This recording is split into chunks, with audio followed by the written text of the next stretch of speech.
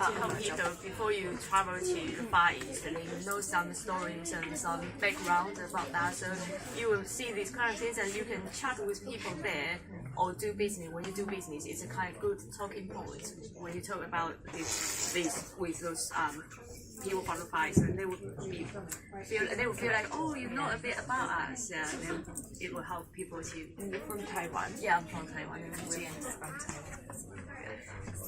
Yes. So this morning, what we're celebrating or telling people about at the moment is the Moon Festival. So Moon Festival, or the Mid-Autumn Festival, is a very big celebration in China and Taiwan and other Eastern countries as well. And that normally, in the lunar calendar, it's midway through August, but here I think it was towards the end of September this year. So it's based on position of the moon or something? Yes. Harvest, isn't it?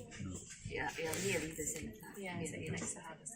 It's when the moon is particularly big and bright. So you guys heard the first story, which was from the book of the Jade Rabbit. And this is another story connected to that. So I'm going to tell it without me. Wow. Challenge. Howie was an archer, and he was the huntsman for the gods. And he lived with his beautiful wife, the kind-hearted goddess Chang'e, in a palace on the moon. Now, they were very, very happy there. They had a beautiful garden.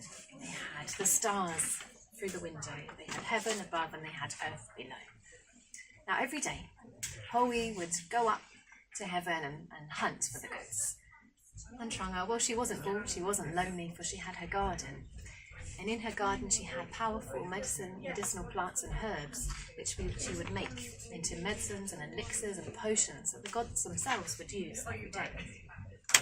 And again, as I said, she wasn't lonely, for she had a little rabbit who worked together with her on the moon. And she taught her which medicines to use, which plants to pick, and how to grind them into the medicines that the gods used.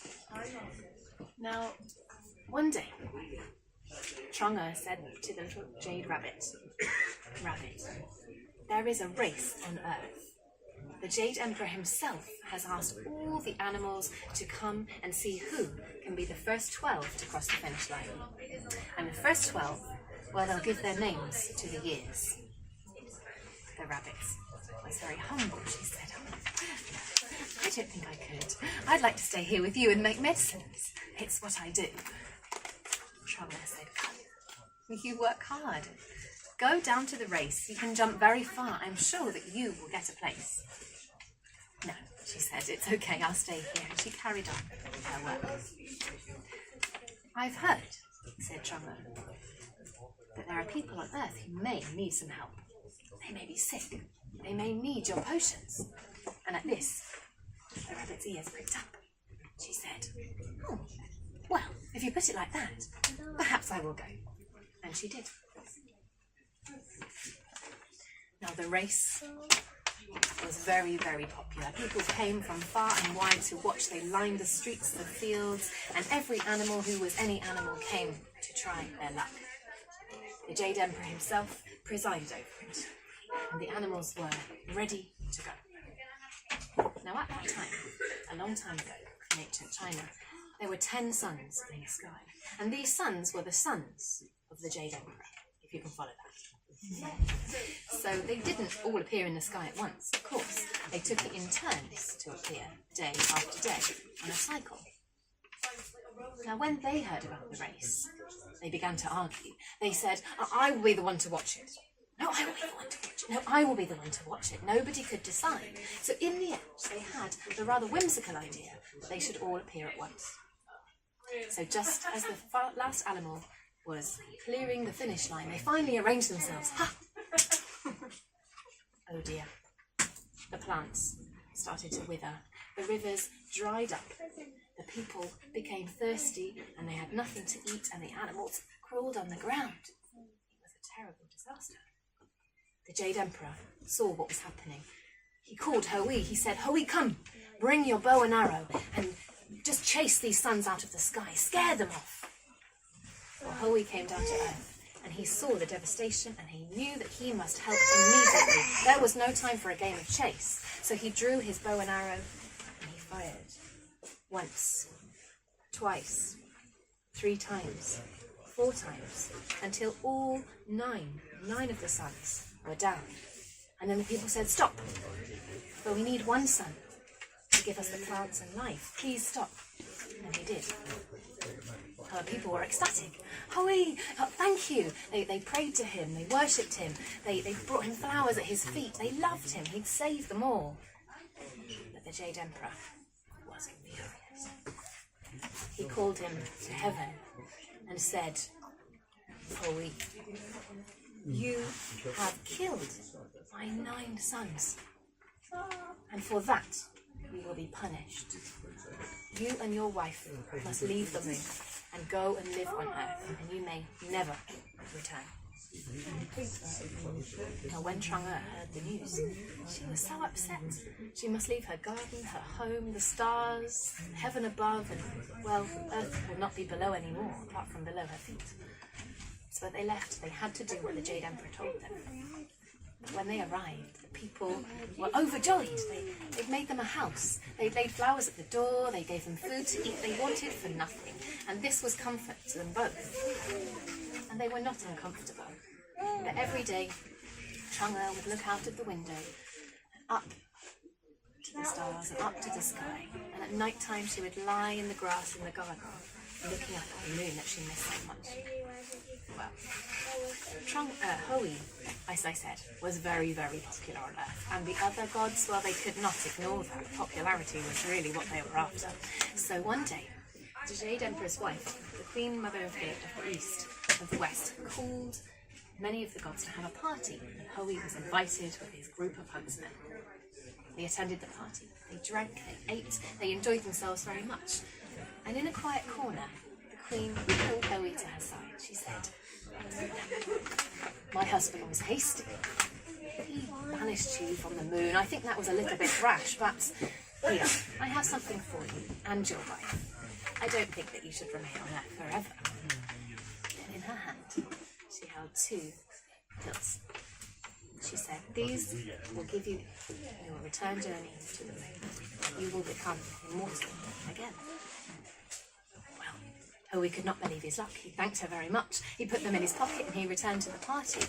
But he didn't realise that one of his men had overheard the conversation. A man called Peng Meng.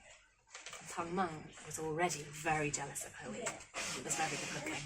He was very popular, and he had a beautiful wife. Well, Hui returned to Earth. He ran into his home, he showed Chang'e the pills, and she clapped her hands with joy. "We shall return to the moon, husband," she said, "and everything will be back as it was. But let us not take them now. Let us put them away until the perfect time, the perfect date, the perfect night, and then we shall return straight to the moon."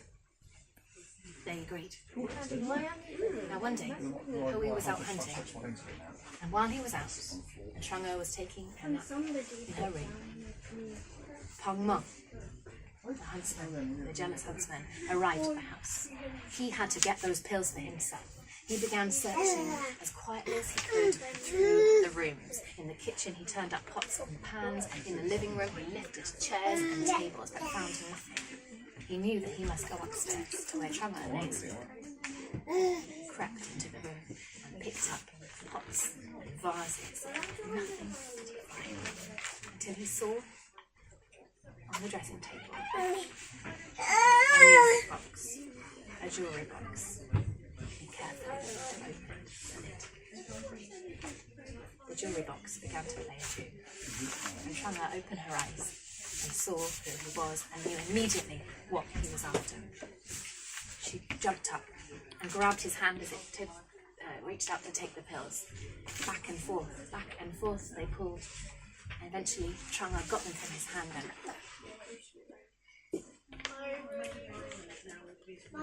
she took them both. As Peng Meng watched, she turned translucent. She drifted up through the ceiling, up and up and up and up into the sky. Peng Meng realised what he had done. He ran out of the house in a panic, but just as he was leaving, Hui arrived home with his men. They took him and bound him, and Hui ran upstairs to the room, saw the disarray, and knew immediately what had happened. With sadness in his heart, he ran into the garden and glanced up at the moon rising in the sky. And there it was, huge and white, and he could see the outline of his wife's hair. He knew he would never be reunited with her. What could he do?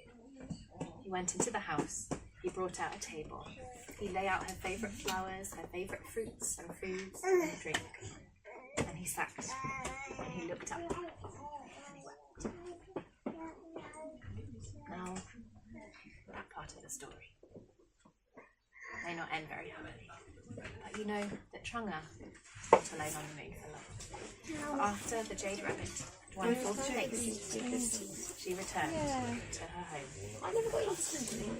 And there together, they were friends, and they made memories, and they walked in their garden. And at that time, every year, when the moon shines big and is closest to Earth, you can see the Jade Rabbit in the outline of Trunga looking down, looking for Hui. And all the people every year now they do the same thing. She's had enough. They bring out the table, they lay out the fruits and her favourite sweets and foods, and they pray to Trunga for their luck and for their health and for their life.